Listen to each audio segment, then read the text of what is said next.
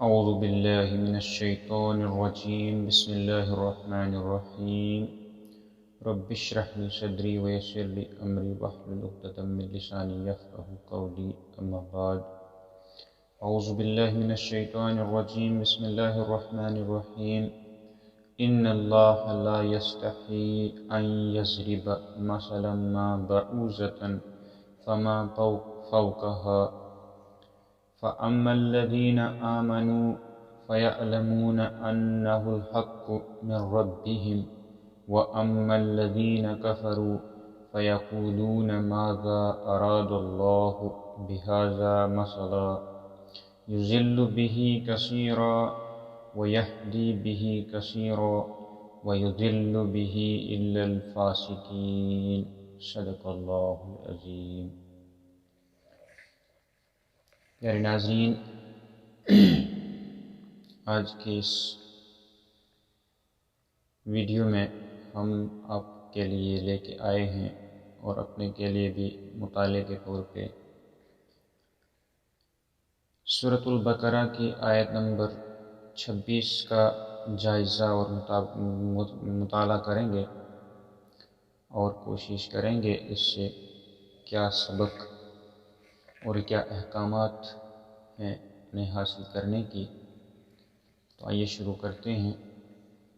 اللہ تبارک و تعالیٰ فرماتے ہیں اس آیت میں، ان اللہ لا یستحی ان یضرب مثلا ما بعوضۃ، یقیناً اللہ کسی مثال کے بیان کرنے سے نہیں شرماتا، یعنی اللہ تبارک و تعالیٰ چاہے کسی بھی چیز کی مثال پیش کرنی ہو تو وہ نہیں شرماتا، یعنی اسے کوئی ہچکچاہٹ نہیں ہوتی، خواہ مچھر کی ہو یا اس سے بھی ہلکی چیز کی، یعنی چاہے مچھر کی ہی مثال پیش کرنی ہو یا کسی اور چیز کی، اس سے بڑی چیز یا اس سے کم چیز کی، تو اللہ تبارک و تعالیٰ کو اس مثال کے بیان کرنے میں کوئی پریشانی یا کوئی ہچکچاہٹ نہیں ہوتی۔ وہ اپنے بندوں کو یہ اپنی نشانی یا اپنی مثال سمجھانے کی کوشش میں دو ٹوک الفاظ میں بتا دیتا ہے۔ اب یہاں پہ ہم غور کریں کہ ایسا کیا ہے۔ جب اللہ تعالیٰ نے دلائل قاطعہ سے قرآن کا معجزہ ہونا ثابت کر دیا تو کفار نے ایک دوسرے طریقے سے معارضہ کر دیا، اور وہ یہ کہ اگر یہ کلام الہی ہوتا تو اتنی عظیم ذات کے نازل کردہ کلام میں چھوٹی چھوٹی چیزوں کی مثالیں نہ ہوتی، یعنی ان لوگوں نے سوال ہی کیا کہ یہ چھوٹی چھوٹی چیزوں کی مثالیں کیوں دیتے۔ اللہ تعالیٰ نے اس کے جواب میں فرمایا کہ بات کی توضیح اور کسی حکمت بالغہ کے پیش نظر تمثیلات کے بیان کرنے میں کوئی حرج نہیں، اس لیے اس میں حیا و حجاب بھی نہیں۔ فوقہا جو مچھر کے اوپر ہو، یعنی پر یا بازو، مراد اس مچھر سے بھی حقیر چیز، یعنی یا تو اس مچھر کے پر یا بازو کی مثال ہو یا اس سے بھی کوئی حقیر چیز جس کی مثال پیش کی جائے تو ہچکچاہٹ اور شرم نہیں کرنی چاہیے۔ یا فوقہ کے معنی اس سے بڑھ کر بھی ہو سکتے ہیں۔ اس صورت میں معنی مچھر یا اس سے بڑھ کر کسی چیز کے ہوں گے۔ لفظ فوقہا میں دونوں مفہوم کی گنجائش ہے۔ پھر آگے فرمایا گیا کہ ایمان والے تو اسے اپنی رب کی جانب سے صحیح سمجھتے ہیں، ٹھیک ہے۔ ما بعوضۃ ما فوقہا، فَأَمَّا الَّذِينَ آمَنُوا، پس جن لوگوں نے ایمان لے آئے ہو، جو لوگ ایمان لے آئے ہوں گے یا ایمان والے ہوں گے، فَيَعْلَمُونَ أَنَّهُ الْحَقُّ مِنْ رَبِّهِمْ، وہ جانتے ہوں گے کہ حق ہے رب کی طرف سے ہے۔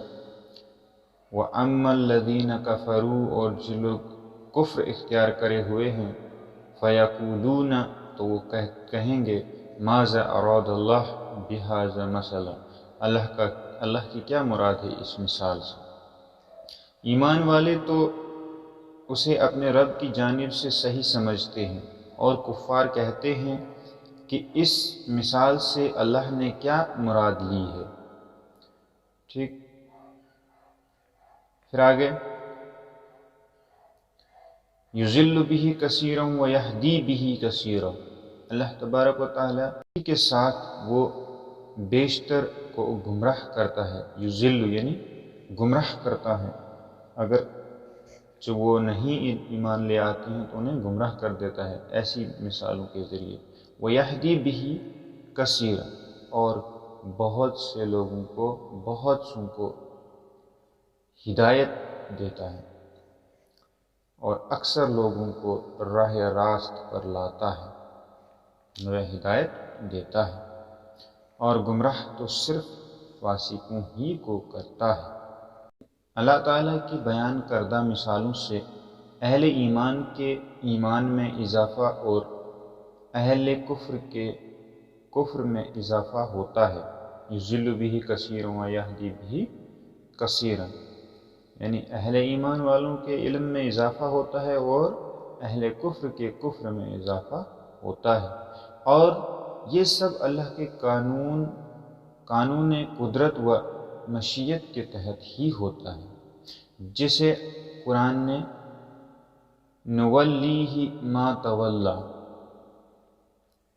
سورہ نساء میں فرمایا ہے کہ جس طرف کوئی پھرتا ہے ہم اس سے اسی طرف کو پھیر دیتے ہیں۔ نولیہ ما تولی، جو جس طرف پھرنا چاہتا ہے یا پھرتا ہے ہم اسے اسی طرف پھیر دیتے ہیں۔ اور حدیث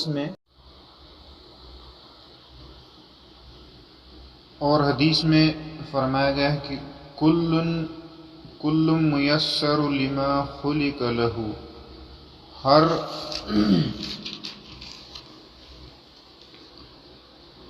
ہر ایک کو اس چیز میں آسانی دی گئی ہے جس کے لیے وہ پیدا کیا گیا ہے۔ صحیح بخاری۔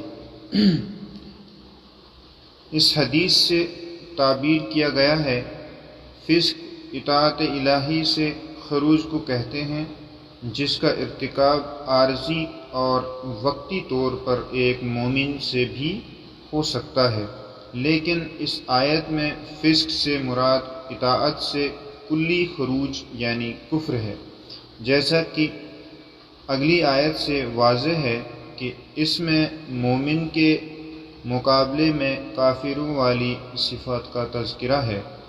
تو انشاءاللہ ہم سیکھیں گے دوسری ویڈیو میں کہ اگلی آیت میں کیا احکامات اور مومنین کے لیے کیا صفات بیان کیے گئے ہیں۔ تب تک کے لیے دیجیے اجازت، آپ دیکھتے رہیے سریر خامہ یوٹیوب چینل، اور جن لوگوں نے سبسکرائب نہیں کیا ہے وہ سبسکرائب کر لیں اور شیئر بھی کریں ہماری ویڈیو کو، اور کمنٹس میں بتائیں کہ ہماری ویڈیوز آپ کو کیسی لگتی ہیں، اور اگر اچھی نہیں لگتی ہیں تو کس طرح کی امپرومنٹ کر کے ہم آپ تک ویڈیو پہنچانے کی کوشش کریں گے۔ ہمیں کمنٹ میں فیڈ بیک ضرور دیجیے گا۔